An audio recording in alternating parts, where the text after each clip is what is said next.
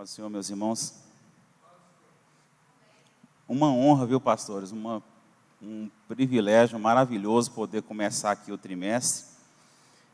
É Deus que é bondoso com a gente. Realmente, eu queria muito ouvir o Alexandre. Eu falo para ele pensa que eu estou brincando. Eu gosto mais de ouvir aquela figura falando. Muito estudado, né? Ele pesquisa, né, Wagner? Eu fiquei assim na expectativa, falei para ele assim, nossa, cara, é você mesmo. Aí ele falou, ficou fechado, mas teve um imprevisto no trabalho, ele me avisou agorinha, e não deu para estar aqui. Ele trabalha longe, igreja, Senador Canedo, de moto, não é moleza não. E em casa, para poder vir para cá, foi puxado. O pastor Moraes está avisando que tem revista, viu, igreja? Se alguém não pegou, se alguém quiser procurar ele ali e pegar a revista, né, tem revista ali com o pastor Moraes. Então, realmente, né, eu queria muito ouvir o Alexandre Godinho, porque Deus fala através dele. Ele tem abençoado aqui a igreja, tem abençoado as nossas vidas. Mas o Senhor me deu essa oportunidade, então a gente faz de bom grado. E é uma honra, né? Eu vi a igreja chegando aqui, irmãos. O irmão que chegou aí agora, está bem-vindo. Eu não sei se é visitante, se é daqui. Bem-vindo, irmãos. Volta sempre, tá? Fica com a gente aí. E é bênção, para crescer aqui na graça e no conhecimento. Bem-vindo, igreja, para ele? Bem-vindo em nome de Jesus. Se tem mais algum visitante, é bem-vindo também. Assim, eu vi a igreja chegando animada, alegre, mas também faz tempo, faz uma semana que a gente veio aqui na igreja. Uma semana. Eu falei assim para minha esposa, para minha mãe, para a galera lá em casa, eu falei assim, domingo. Nossa, mas domingo ficou grande demais, domingo foi longo demais. O senhor veio ontem. Eu estava trabalhando, igreja, eu dou aula na faculdade à noite, eu não estava aqui, mas o pastor Toninho estava aqui, marcando presença. O pastor Toninho é um exemplo para mim, né? Ele está em todo quanto é evento da igreja, está somando aí, ele é um exemplo para mim, eu falei isso para ele outras vezes. Uma semana, Joel, mas foi longo domingo, viu, cara? Sem vir na escola, sem o culto à noite, eu falei, meu Deus, cara, domingo não acaba mais não. Mas aí nós estamos aqui hoje, graças a Deus. Feliz de ver o pastor Jair aqui com a gente, tá? Deus abençoe. E eu vi os irmãos chegando animados, alegre, cumprimentando. Eu falei assim, ô bênção. É porque está com saudade da igreja mesmo, de estar aí com os irmãos. A questão que o pastor Miro já fez aqui para a gente, ele me falou sobre o comentário que tem aqui na Bíblia, a história da Assembleia de Deus, né? É importante, igreja, nós buscarmos um pouco das raízes. No seminário a gente estudou sobre a história da igreja, estudou muito. O negócio é lembrar da história. O dia que o pastor Júnior dá uma aula de história, a gente fica de queixo caído. A história nos mostra as raízes. A gente tem que entender um pouco das raízes. Se a gente entende de onde saiu, as nossas origens, tá? Então, quem foram os precursores aí, né, da história da igreja, os grandes líderes, os grandes mestres da igreja, as grandes referências, a gente fortalece. Então, é importante entender um pouco da história. Esse trimestre, falar sobre a Igreja e o Espírito Santo, a minha interpretação, eu já falei aqui outras vezes, como que eu entendo o Santo Espírito de Deus? Qual que é a relação que eu me coloco?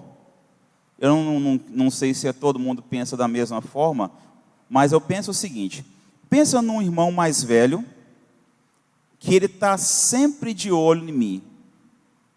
Eu tenho um irmão mais velho. E pensa num nego velho que cuidou da gente.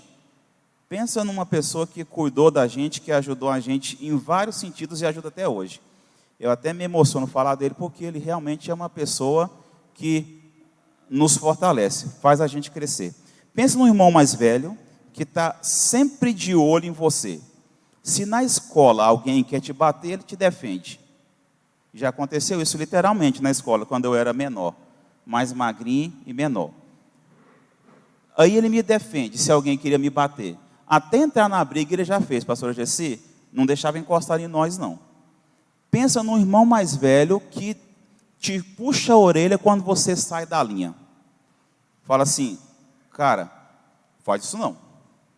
Não faz isso não, porque vai dar errado. Pensa num irmão mais velho que te ajuda quando você está endividado. Te empresta um dinheiro e ainda fala para você assim, cara, paga quando puder. Paga do jeito que você puder. Pensa num irmão mais velho que te socorre quando você está deprimido, está triste, está desanimado, está com um problema e você vai desabafar com ele, ele te escuta e ele não tem aquele sermão para poder dar em você, ele tem um ouvido para te escutar. Aí eu associo essas comparações e muitas outras, que eu não vou conseguir lembrar tudo agora, com o Espírito Santo. O Espírito Santo, igreja, ele está no nosso coração, ele está nos acompanhando, ele não é invasivo, ele não invade o meu coração, a minha vida, mas ele está à minha disposição, à minha inteira disposição para me aconselhar, para me despertar, para me orientar, para me esclarecer e muitas outras coisas. Eu estou aqui no Instagram, por exemplo, aí aparece um trem que não vai me edificar em nada, aí eu vou lá e fico olhando. O que a gente faz geralmente quando vê uma coisa aqui que você não quer que os outros olhem? Você vira assim o celular um pouquinho. Pode ser uma mensagem, pode ser uma foto, né, Wagner? Eu estou vendo um trem aqui e tem alguém do meu lado olhando. O que eu faço, igreja? Eu pego e viro assim um pouquinho. Mas o que vem no meu coração, igreja? O Espírito Santo, não adianta eu virar um pouquinho quando tem uma coisa que não me edifica, que ele está vendo. Então, se tem um irmão mais velho que me ajuda, me aconselha, me puxa a orelha, me orienta, me auxilia em quase tudo que eu preciso, o irmão mais velho carnalmente falando.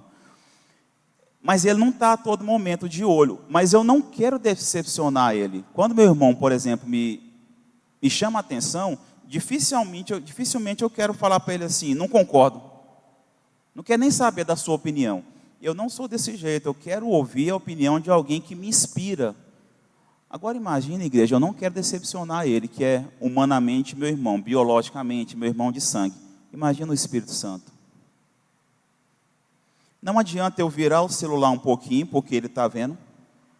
Não adianta eu fingir que sou uma coisa que ele está vendo no meu coração, e ele eu não posso entristecer.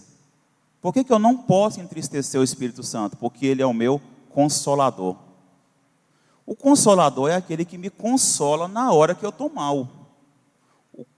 É o meu ajudador. O Espírito Santo esclarece a compreensão da palavra. A leitura de livros, a leitura de comentários confiáveis, a leitura de fontes confiáveis é necessária. Mas a revelação da palavra não é pelo estudo, é pelo Espírito. Agora imagina a igreja com a ação desse Espírito Santo Consolador. Edificando, fortalecendo a igreja, unindo a igreja, fazendo com que a igreja cresça de forma unida, de forma integral. Isso para mim é muito, mas muito marcante. Eu não quero de forma alguma entristecer o Espírito Santo, porque ele mais do que ninguém conhece as minhas imperfeições, conhece as minhas dificuldades e ele não abre mão de mim. Bênção, viu, igreja? Eu gosto de falar e pensar dessa forma. Coloca, por favor, aí o hino 155 de novo, só para eu mostrar aquela primeira estrofe, por favor, Eliab. Deixa eu ver se é a primeira estrofe mesmo. O que nós cantamos aí, hino 155.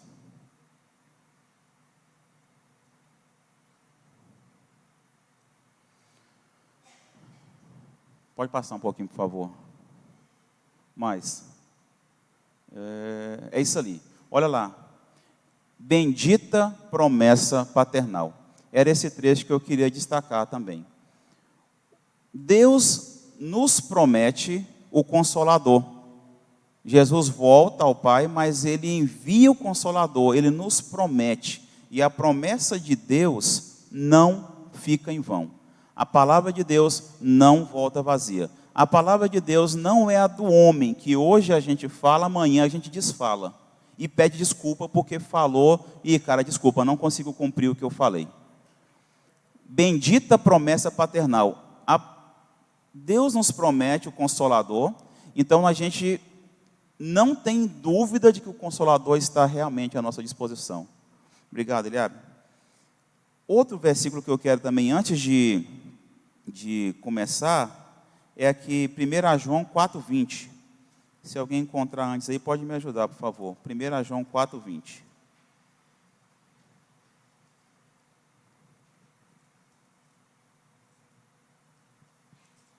Se alguém diz, eu amo a Deus e aborrece seu irmão, é mentiroso. Pois quem não ama seu irmão ao qual viu, como pode amar a Deus a quem não viu? É forte a palavra. Outra versão, né? Se alguém diz, eu amo a Deus, mas odeia seu irmão, é mentiroso. Pois ninguém pode amar a Deus a quem não vê, se não amar a seu irmão a quem vê. Igreja, nós que realmente queremos a ação do Espírito Santo fortalecendo o nosso crescimento, temos que nos basear nessa palavra de Deus. Olha o versículo, olha a palavra de Deus que fala, que dá ênfase. A igreja não vai crescer de forma desunida. A igreja não vai crescer se eu odeio o meu irmão. A igreja não vai crescer se eu não perdoo o meu irmão. A igreja não vai crescer se eu realmente não fizer a prática da palavra de Deus na minha vida.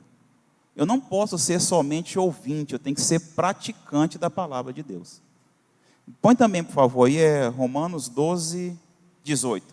Romanos 12, 18. No que depender de vocês, façam todo o possível para viver em paz com todas as pessoas. Eu realmente tenho me esforçado, porque a gente parece ser uma pessoa de um temperamento tranquilo, só parece, igreja. Parece ser uma pessoa de temperamento tranquilo, mas de repente está com raivinha. Mas eu confesso para a igreja, como eu tenho me esforçado, porque, e eu falo para as meninas lá em casa, só de vez em sempre, se não perdoar, não vai para o céu. Porque só vai subir para o céu junto com eles. E olha que ele sobe e a gente fica. Então eu falo para elas, mas eu falo mais para mim. Quando eu falo para elas, eu estou falando principalmente para mim. Se não perdoar, não vai para o céu. Porque Deus vai levar todo mundo. Nós vamos subir de caravana para o céu, com a igreja. Olha que se não perdoar, ele sobe e você fica. Então por isso que eu tenho me esforçado, viu, igreja, para poder amar, perdoar e para poder viver em paz. No trabalho eu vivo em paz, na escola eu vivo em paz, mesmo tendo muitas diferenças com as pessoas, a igreja que é a minha família, que vai morar no céu comigo, eu não vou me esforçar para poder ter paz com eles? Difícil porque nós temos cabeças diferentes, cada cabeça uma sentença, mas nós devemos cumprir a palavra de Deus, não ser somente ouvintes, mas ser praticantes.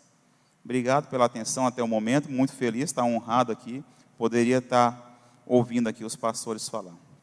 Igreja, introdução. A Assembleia de Deus, agora vamos voltar aqui para a revista, focar, caminhar um pouco aqui, senão eu levo bronca depois de uma pessoa aqui que eu siga a lição. A Assembleia de Deus, Ministério de Madureira, entende a relevância de estudarmos o pentecostalismo. Assim, veremos neste trimestre assuntos que reúnem temáticas da doutrina pentecostal em toda a sua plenitude.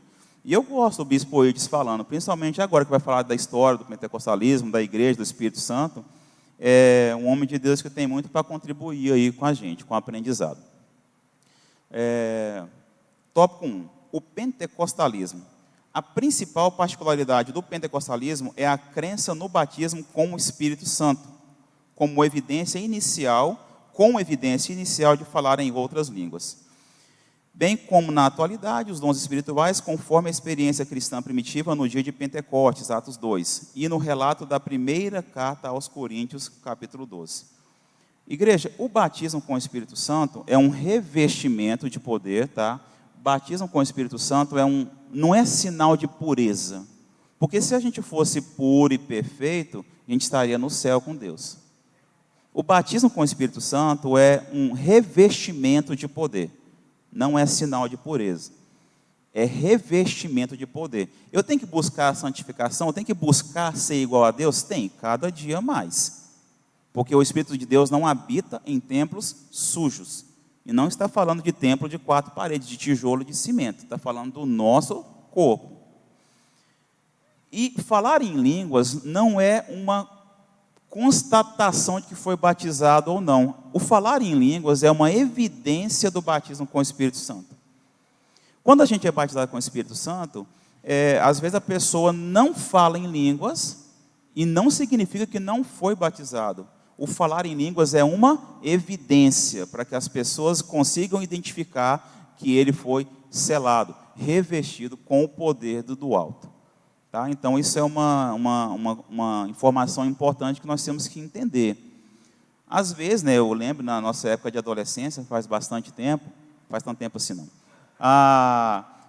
nós éramos muito pressionados na igreja. Os nossos jovens, nossos adolescentes, pelo menos no nosso meio, nós não estamos vendo muito, a gente não está dando muita ênfase, muita orientação nesse sentido de buscar o batismo. Mas nós temos jovens que estão buscando, nós temos jovens que estão querendo o revestimento do Espírito Santo, e nós também, um pouco mais maduros, nós mais velhos também queremos, estamos buscando.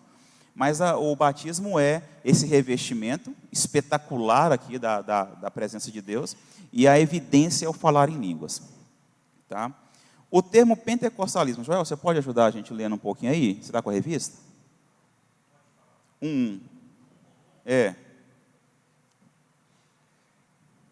O pentecostalismo, o termo pentecostalismo. O termo pentecostalismo tem raiz na palavra Pentecoste, que era a segunda entre as 3 principais festas de Israel, Levítico 23, que ocorria 50 dias a seguir a Páscoa. Esta festa, de igual modo, era conhecida como a festa das semanas ou festa das primícias, Êxodo 34, 22. Nessa festa, os primeiros frutos da grande colheita anual eram oferecidos ao Senhor. Foi durante a festa de Pentecostes que os quase 120 discípulos estavam reunidos no mesmo lugar e foram cheios do Espírito Santo. Atos 2, 1, 13. Obrigado, irmão. Olha só, igreja. Esse termo, ele deriva, né, do grego, tem aqui a palavra Pentecoste, deriva do grego, está aqui no suplemento do professor. E esse penta realmente é de 50, tá? E essa festa do Pentecoste era uma das 3 grandes festas. O Wagner vai poder contribuir aí, se faltar alguma informação aqui, viu? São uma das 3 grandes festas, as 3 mais conhecidas, né? Isso. Não, na verdade ele se refere aqui na lição, né? Porque penta é 5, mas ele comenta que acontecia 50 dias após a Páscoa. Penta é 5. Isso, mas aqui ele ainda comenta que deriva dessa expressão, porque a festa do Pentecostes acontecia 50 dias após a Páscoa. São 3... E isso, Pentecostes lá, né, do grego, que é Pentecostes com K, e é de 50 mesmo, porque era 50 dias após a Páscoa. Então, Israel tem 3 grandes festas que a gente ouve falar: festa da Páscoa, festa do Pentecostes e a festa dos tabernáculos. A festa do Pentecoste também era conhecida como festa das primícias, né? Ou festa das semanas, que as primeiras colheitas, os primeiros grandes colheitas que acontecia no ano, era oferecida para Deus nessa festa. O pastor Júnior já falou sobre as festas daqui de Israel, mas essas 3 eu sempre lembro: festa da Páscoa, 50 dias depois vinha a festa do Pentecostes, depois vinha a festa dos tabernáculos. E nessa ocasião foi quando tinha aqui 120 discípulos reunidos no mesmo lugar e foram cheios do Espírito Santo. Igreja, olha só, nós estamos assim, cheio de ocasiões, com vários momentos que Deus pode fazer nos revestir de uma forma especial. Aqui nesse momento, aprendendo da palavra, na vigília que tem na segunda-feira, no culto de quinta-feira. Então nós temos vários momentos, a gente não precisa esperar, né, só uma vez, por exemplo, no ano, para reunir numa grande festa. Nós temos várias ocasiões que podemos dar espaço para o Espírito Santo Consolador nos revestir e nos fortalecer. São muitas oportunidades para crescer nesse conhecimento do Senhor aí. Tópico 1, 2, o movimento pentecostal. Entre os numerosos movimentos de renovação e avivamento que apareceram ao longo dos anos entre os cristãos, destaca-se por sua abrangência, o movimento pentecostal no início do século XX. A partir dessa compreensão, acreditamos que tratar essa temática é de suma importância para os crentes pentecostais. Então, nos Estados Unidos, ele vai falar daqui a pouco na Rua Azusa. Isso, Rua Azusa, Los Angeles, Califórnia, 1906. Aconteceu um grande avivamento. Muitos de nós já ouvimos citar nesse momento, já lembramos desse fato histórico. O povo de Deus reunido, um grande avivamento, um grande mover do Espírito, e dali, igreja, revestimento de poder e saiu muitos grandes homens de Deus para poder prosseguir com essa bênção, com esse ensinamento, com essa experiência que eles tiveram para o crescimento da igreja. Em particular, aqui o comentarista fala de dois, né? De dois missionários que realmente vieram para o Brasil. A gente vai falar daqui a pouco sobre eles aqui.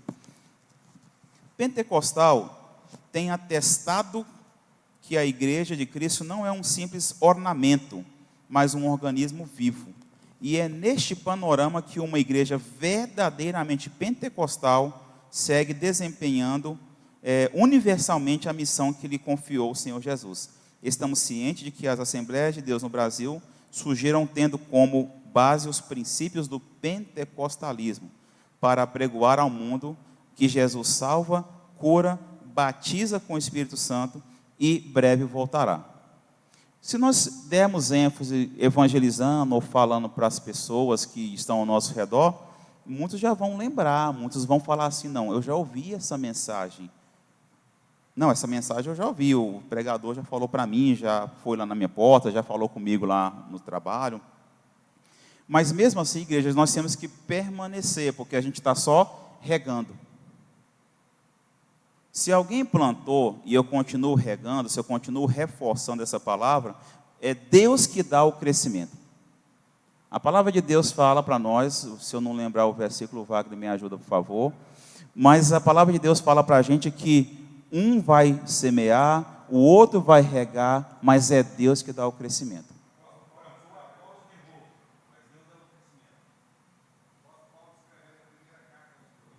1 Coríntios, o Wagner está falando.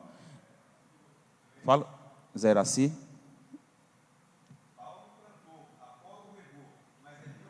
É isso mesmo, igreja. Paulo plantou, Apolo regou, mas é Deus que dá o crescimento.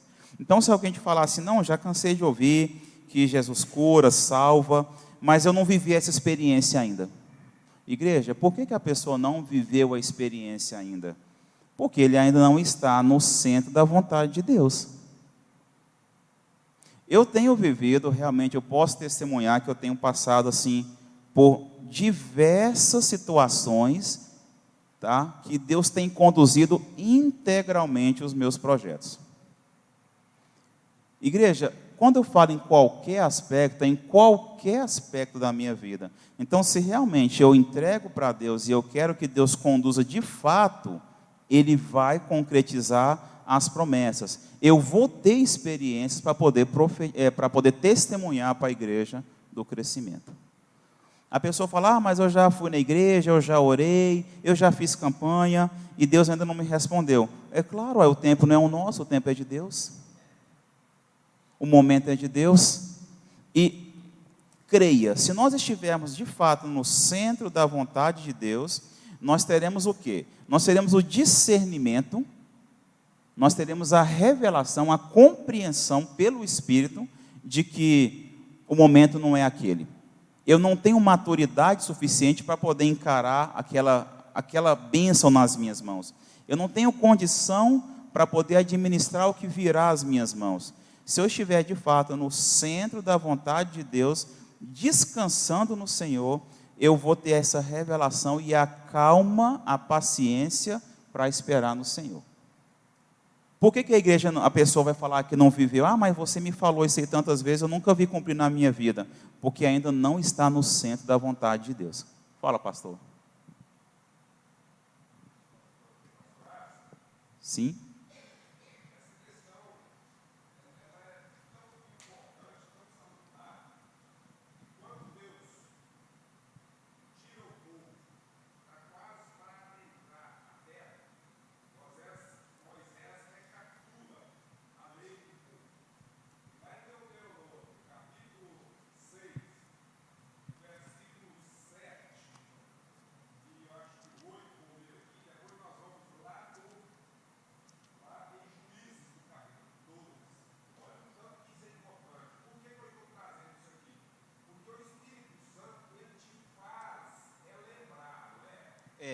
É. Não vai brotar do nada, não.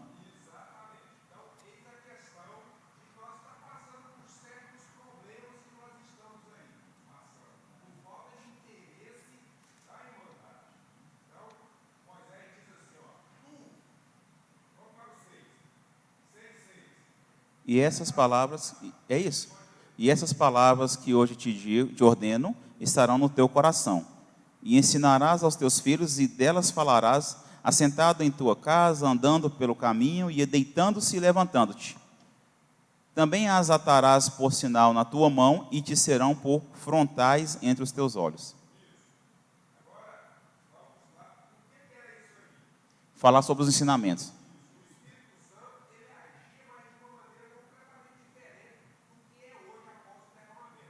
Uhum.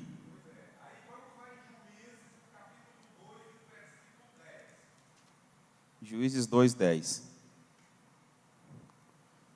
E foi também congregada toda aquela geração e seus pais, e outra geração após ela se levantou, e não conhecia ao Senhor, nem tampouco a obra que ele fizera a Israel. Ficou perdido. Ficou perdido.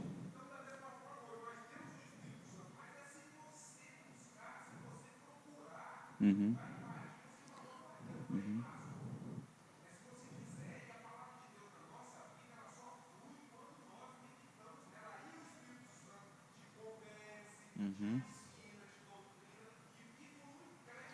Isso mesmo, igreja. Se nós pegarmos a palavra do Senhor e meditarmos, e vez em sempre voltarmos e olhar de novo, memorizar e citar e proferir a palavra, o Espírito Santo está trabalhando.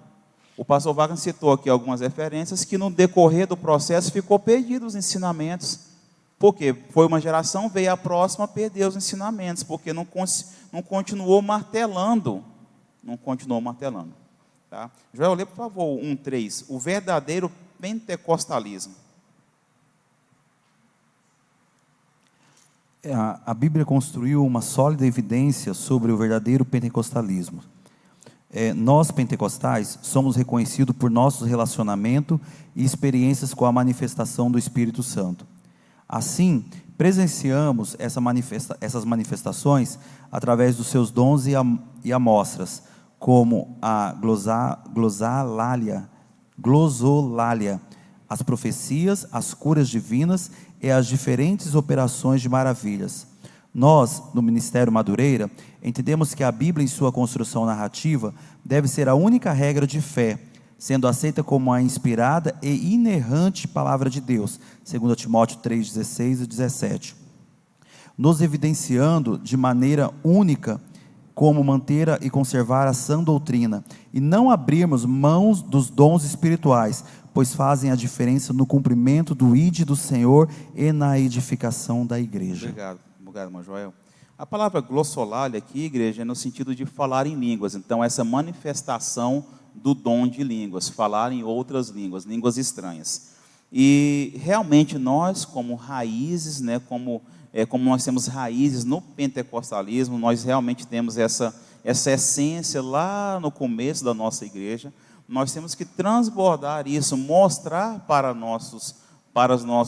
as pessoas que estão ao nosso redor que nós realmente somos pentecostais, que nós realmente nós cremos na ação do Espírito Santo, nós cremos no revestimento, nós cremos no falar em línguas. Claro que eu não vou entrar no mérito aqui, como Paulo fala lá, sobre a maneira de falar em línguas, sobre interpretação, sobre edificar a si próprio. Isso aí a gente tem que falar num outro momento. Tem muito para entender, porque os dons que o Espírito Santo, os dons de Deus para a igreja, os dons do Espírito para a igreja, é para edificação, é para crescer a obra. O dom não é para o meu benefício próprio, o dom é para o crescimento da obra. Então, se eu não estou edificando a obra, se a obra não está crescendo com o meu usufruir, com o meu uso desses dons, eu estou usando de forma errada. Fala, pastor Jair. No dia de Pentecoste, quando foi derramado o poder ali sobre aquele povo, a Bíblia fala que foram distribuídos a cada um deles o dom de línguas, e aí está o segredo do intérprete, porque a Bíblia aqui está dizendo que lá em Atos capítulo 2, que eles falavam em línguas estranhas, mas cada um entendia na sua própria língua. É o dom do intérprete. Interpretava na sua própria língua. Entendo, pastor. Porque na igreja hoje, se alguém falar em línguas, o que Paulo falava, por exemplo, lá, fala na carta de Paulo, é que se eu falo em línguas e não tiver um intérprete, eu só edifico a mim mesmo. Mas se eu falo em línguas e houver um intérprete, a igreja entende, então aí o propósito foi de fato realizado. Tá? Realmente, o Senhor distribuiu os dons de acordo com a necessidade, de acordo com a capacidade, de acordo com a condição de cada um administrar esses dons. Fala, pastor Iraci. Pastor, é interessante que quando Deus quer falar com a pessoa e ela não quer entender, lá eu vi diversas reuniões dos homens de Deus em Campinas, e lá tinha um senhor que tinha o dom de interpretar línguas, e Deus falava com os grandes através desse intérprete de língua. Uma irmã, talvez lá, tão humilde, falava lá no meio, e ele chegava, Deus falou assim, assim, assim, assim. É o pastor Oswaldo Silva, infelizmente já está com o Senhor, mas Deus usava muito nisso. Benção, pastor.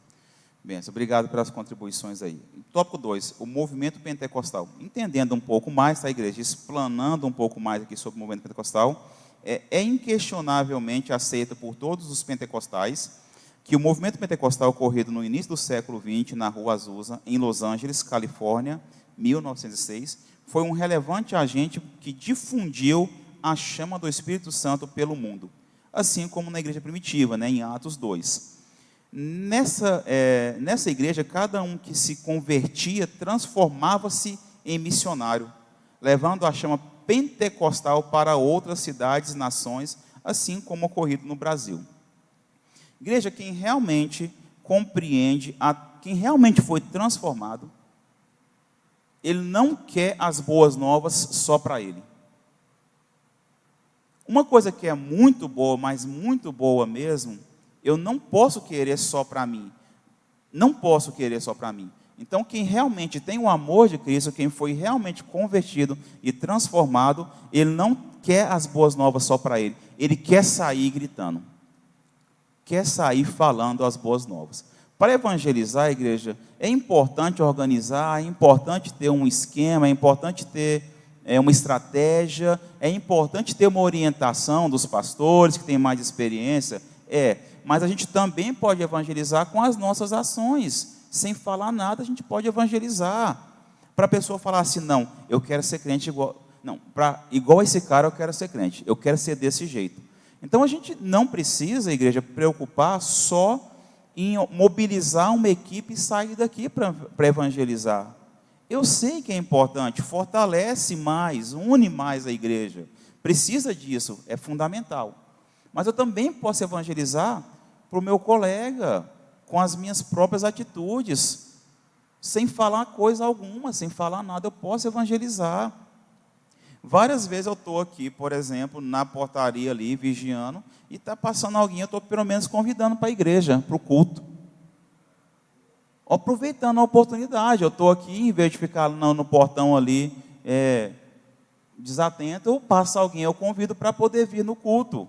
Às vezes, né? Então a gente está aproveitando todo momento. Quem realmente foi visitado pelo Espírito Santo, quem realmente tem o selo da promessa, quem realmente é transformado, não quer ficar só para ele. Ele quer compartilhar. O Espírito Santo nos leva a diversos atos a fazer. É como passou uma senhora aqui com uma mudança, uma coisa assim, e não conseguia levar. E um irmão da igreja aqui pegou e levou lá, estava aqui na porta da igreja, levou até não sei aonde. Mas por quê? Porque o Espírito tocou e ela depois quis saber que irmão é esse, por que ajudou ela e tal. É irmão da igreja, o pastor da igreja. Benção, isso é interessante, isso aí. É benção, né, pastor Iraci? É bom porque a gente vai aprendendo com as pessoas. É benção mesmo. Tópico 2, 2:1. Agora vem aqueles dois suecos, tá, igreja? Que vieram lá de Los Angeles, lá daquele grande avivamento. Olha lá, Daniel Berg e Gunnar Wingren. Esses nomes eu não memorizo não, tá? Mas a gente já leu, já lembra deles. É o tópico 2.1. Lá, o começo do ministério assembleiano no Brasil ocorreu através de 2 homens cheios do Espírito Santo. Igreja, eu quero cada vez mais ser cheio do Espírito Santo. Eu desejo cada vez mais ser cheio do Espírito Santo. E ter menos espaço no meu coração para as coisas do mundo. Ter menos espaço para as coisas materiais. Eu gosto do versículo, do Salmo 119, versículo 11, que é: escondi a tua palavra no meu coração para não pecar contra ti. Quanto mais ocupado o meu coração das coisas de Deus, menos espaço para as coisas do mundo. Eu quero ser cheio do Espírito.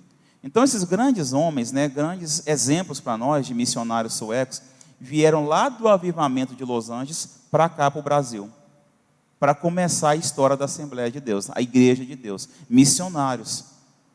O começo do ministério assembleiano no Brasil ocorreu através de 2 homens cheios do Espírito Santo. A história mostra que os missionários, né, suecos, Daniel Berg e Gunnar Wingren, chegaram ao solo brasileiro após receberem palavra profética.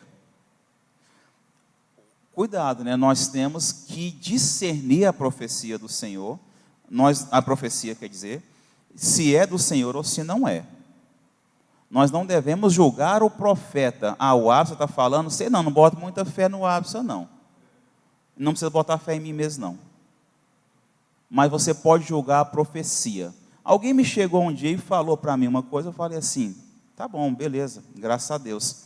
Igreja, na minha concepção, eu só espero o cumprimento. Então, espere o cumprimento. Se não for uma profecia que acalma o seu coração, então descarta. O Espírito Santo, nós que somos separados, nós somos de Deus, selados, escolhidos, salvos, nós não podemos crer que uma profecia que nos deixa agoniado, desesperado, que nos deixa ansioso, não pode ser, tem que ser cuidadosamente avaliado. Devemos julgar a profecia, não o profeta. Tá? Olha lá, então eles receberam uma palavra profética e vieram para o Brasil, 2 suecos, para poder começar a história da igreja. A história da Assembleia de Deus no Brasil está conectada com o movimento pentecostal ocorrido lá nos Estados Unidos, século XX, 1906, na Rua Azusa. Dos Estados Unidos se alastrou pelo mundo, chegando no Brasil, no estado do Pará, e mais tarde incendiaria, né, todo o território nacional com a mensagem pentecostal. Olha que coisa extraordinária. Eu não sei, mas quando a gente lê isso, pastor Gessi, eu me imagino sendo o começo de uma grande obra de Deus. E pode ser o começo de uma grande obra na minha casa. Eu não tenho que pensar em grandes perspectivas, eu tenho que pensar primeiro dentro da minha casa. Será que eu estou sendo uma inspiração? Será que eu estou fazendo as minhas filhas querer ser igual a mim? Será que eu estou inspirando elas? Será que as pessoas que estão ao meu redor, no meu trabalho, elas querem ser igual a mim? Elas se espelham em mim? Talvez eu falava isso com a Leandra hoje, com a minha esposa, que tem pessoa que espelha na gente, às vezes, porque quer passar a rasteira. Mas tem gente que espelha porque admira de verdade. Eu não preciso preocupar, né, em grandes perspectivas, mas primeiro dentro da minha casa. Passou? Sim, senhor? É interessante que, passando-se um século, não é isso? Da história do Brasil, 1911, a 2000, agora que 2011, não é isso? São 100 anos que se passaram, e como cresceu. Então, a obra de Deus, ela não para, né? Não para. E cresceu muito, porque dentro de 100 anos, alcançou não somente o Brasil, como devolveu para os países da onde começou. Tem muitos brasileiros lá pregando o evangelho, lá de onde veio o evangelho. Que bênção, né, pastor? O tanto que cresceu. Fala, pastor Wagner.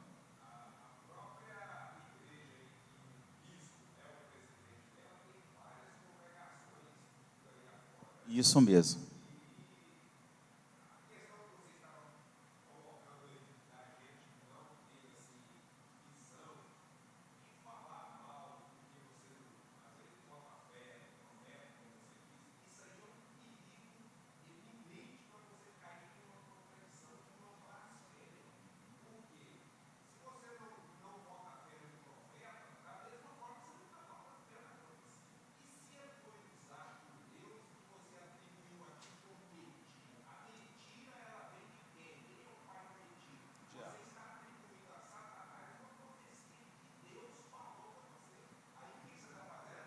Blasfemando.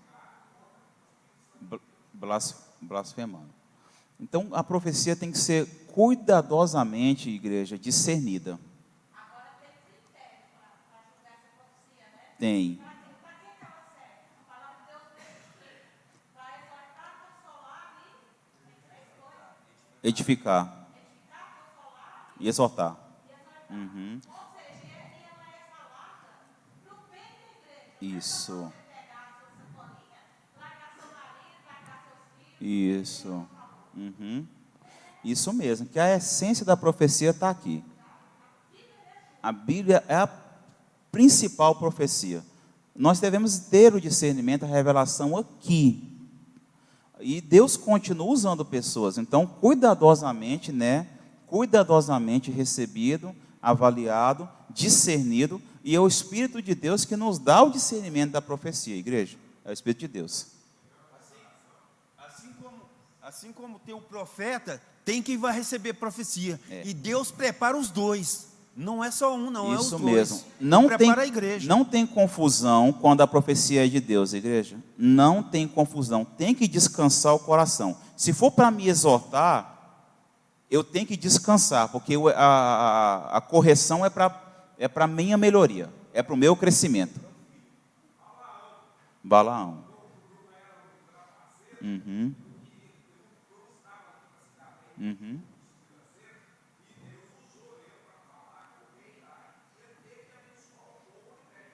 É verdade, Wagner. O Wagner está citando aqui o exemplo de Balaão, que Deus realmente usou e ele teve que levar a mensagem de Deus. Igreja, tópico 2.2. Lê, por favor, irmão Joel. 2.2. O movimento pentecostal nos Estados Unidos e sua influência no Brasil. Os numerosos estudos feitos sobre o tema corroboram para que a história das Assembleias de Deus no Brasil está conectada com o movimento pentecostal ocorrido nos Estados Unidos. E de lá se alastrou pelo mundo, chegando no Brasil, no estado do Pará, e mais tarde incendiaria todo o território nacional com a mensagem do Evangelho pentecostal, de que Jesus batiza com o Espírito Santo, Mateus 3,11 e Lucas 3,16. Cura e em breve voltará nos ares para buscar a sua igreja santa e redimida. Obrigado, eu tinha lido esse trecho ali, mas obrigado, pastor, para reforçar aí para a gente. O 2.3 fala assim, o movimento pentecostal em solo brasileiro. Há mais de 100 anos, o pastor Juvenil já frisou aqui, que o movimento pentecostal se instalou em solo brasileiro. Tem a Assembleia de Deus de Madureira como uma das principais representantes no Brasil e no mundo. Temos a certeza de que o Espírito Santo foi derramado sobre esse ministério para impulsioná-lo, encorajá-lo, guiá-lo, capacitá-lo no exercício da pregação do Evangelho. A Assembleia de Deus de Madureira é uma denominação respeitada e reconhecida no Brasil e no mundo. Tendo se desenvolvido de maneira respeitável em seus começos, mantém na atualidade firmeza, zelo e importância na sociedade como uma igreja legítima e atuante onde está sendo implantada. Eu parece muito vendo o bispo Ides falando, quando a gente lê isso aqui mesmo. Nos orgulha fazer parte da Assembleia de Deus de Madureira, que é um pouco da história da igreja, falando do nome da igreja. E nós, como igreja, irmãos, temos que zelar pelo nome. Tá, igreja? Porque nós temos uma reputação a zelar. Nós, como igreja, temos que zelar pelo nosso nome. Pastor Abson? Lá fora, eu tenho visto, né, porque todos nós temos aqui muita convivência com pessoas que não são da igreja. Irmãos, realmente a igreja está sendo apedrejada. Nos meios que a gente convive, o pessoal está acabando com a igreja. Nós temos que zelar pelo nome da igreja. Nós temos que nos esforçar para não escandalizar o nome da igreja. Nós somos representantes, nós somos embaixadores do céu. O pastor Oides fala um pouquinho, o bispo Oides fala um pouquinho aqui sobre a história, zelar pelo nome. A igreja cresceu com solidez, cresceu com nome, com respeito. Nós temos que zelar pelo nome, que a igreja é santa, a igreja é separada, a igreja é a noiva. O noivo não quer, o noivo perde o encanto pela noiva manchada. Passou? Joel? Assim, eu acredito que não que não tenha entrado a maneira como foi criado toda a história da igreja, né, no Brasil, mas eu acredito que enfatizou simplesmente nenhuma situação, que é o falar em línguas, né? Então, a busca maior, durante todo o processo pentecostal, a ênfase para eles era falar em línguas, né? Mas a palavra do Senhor no livro de Atos diz que houve 4 tipos de sinais que aconteceram no dia de Pentecoste. São vento impetuoso, som vindo do céu, línguas distribuídas e fogo. Então, essa ênfase do dia de Pentecostes, da descida do Espírito Santo sobre o povo, isso aconteceu lá no Monte Sinai, né, quando o Senhor desceu. Depois aconteceu quando o próprio Deus trouxe o seu Filho, e ali também houve um movimento pentecostal ali naquela hora, e acontece depois, na descida do Espírito Santo, quando aconteceu lá no livro de Atos. Então, eu acredito que é um conjunto, ele não é uma única situação. E muitas das vezes nós erramos porque nós isolamos o que é o Espírito Santo. Eu só sou, realmente reconhecido como um cristão quando eu tenho tal, evidência, dentro da história cristã, e não é isso. É um conjunto. Obrigado, irmão Joel, obrigado. O tópico 3 fala assim: a trajetória do pentecostalismo no Brasil. Que a gente já caminha aqui para poder fechar um pouco desse raciocínio para a igreja. Então, realmente, olha só os objetivos da lição. Olha, o primeiro é mostrar a relevância do pentecostalismo na igreja. Nós somos selados, nós temos a marca, nós somos separados, nós somos realmente revestidos. Apresentar a origem, os missionários suecos que nós citamos ali, que vieram lá dos Estados Unidos, aqui para o Brasil, para começar esse trabalho do pentecostalismo, essa obra, para dar sequência na obra de Deus. E falar sobre a chegada do pentecostalismo no Brasil, que é o tópico 3. Olha o tópico 3.1. O movimento pentecostal no Brasil, as Assembleias de Deus no Brasil se alargaram no seu começo, especialmente entre grupos mais simples da população brasileira. A palavra de Deus cita várias vezes que a igreja era as casas. A igreja era a casa, literalmente. A história mostra que os desbravadores Daniel Berg e Gunnar Wingren enfrentaram muitos problemas, como obstáculos de idioma, os riscos das florestas, os males tropicais, perseguições, além das penúrias que lhes sobrevieram, pois não eram sustentados financeiramente por nenhuma igreja ou auxílio missionário. No entanto, o Senhor os enviou para o Brasil e suprir suas necessidades. Igreja, hoje, para a gente fazer missão, muitas vezes, a gente só faz um Pix. Para a gente fazer missão, a gente ora. Para a gente fazer missão, a gente contribui. Imagina a dificuldade desses missionários aqui fazendo a obra de Deus. Eu me dava uma angústia de pensar na dificuldade deles. Quando eu li essa lição, me dava uma angústia de pensar. Imagina a perseguição desse pessoal lá de fora, sem entender o idioma, sem suprimento, sem auxílio, sem recurso, sofrendo aqui, doenças, pestes, calor, frio, sede.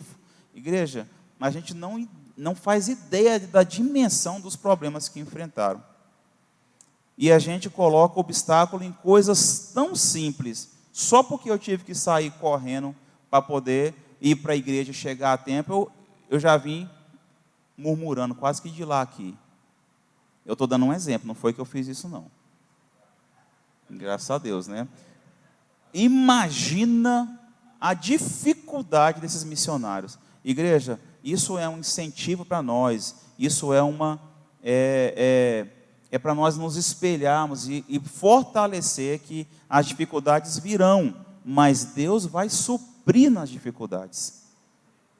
Foi difícil, igreja. Para esses dois foi difícil. Eu tenho certeza que tem muitos outros missionários que a gente poderia citar, que nós já lemos, que os irmãos vão lembrando, que passaram por maus momentos, mas a obra de Deus não deixou de fazer.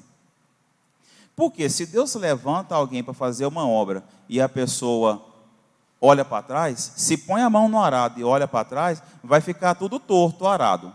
Ficou perdido o trabalho, pensando aqui no arado literalmente da terra.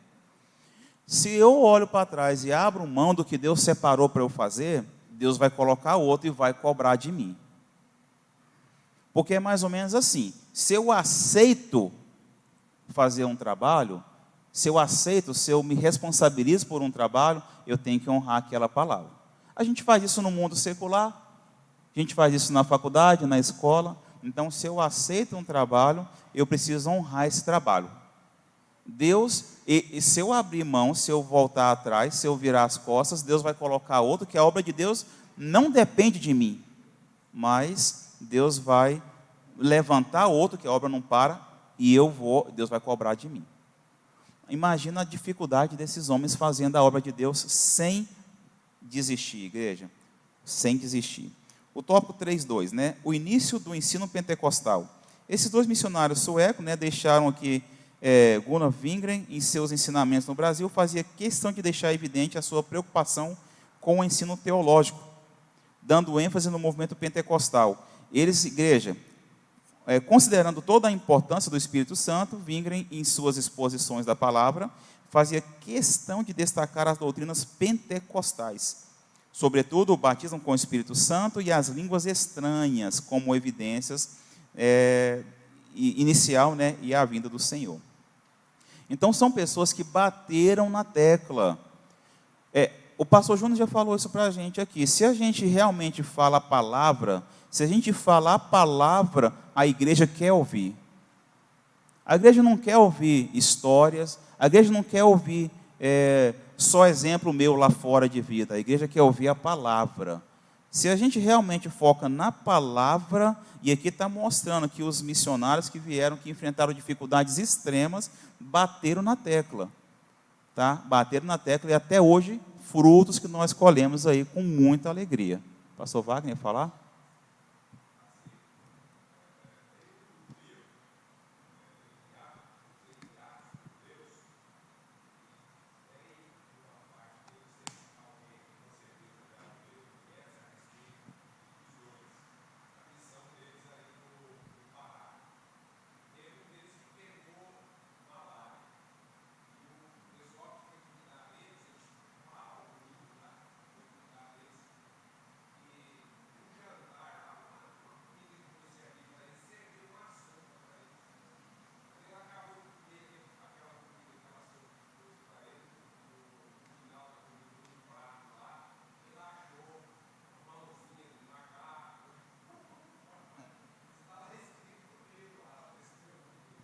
Fácil não, hein?